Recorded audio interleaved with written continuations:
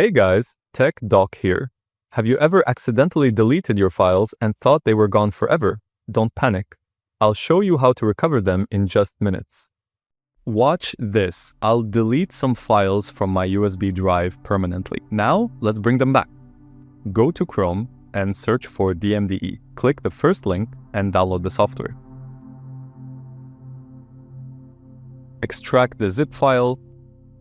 Open the folder where you have unzipped the software and run the .exe file to start DMDE. You'll see your drives listed.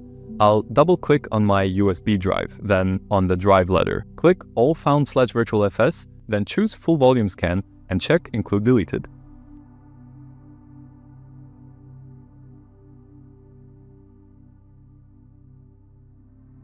Once the scan is done, DMDE will list all recoverable files.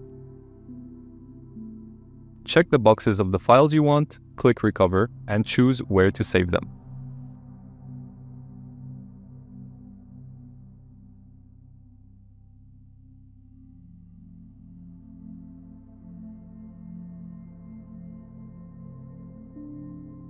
And boom, here are my deleted files, back and usable.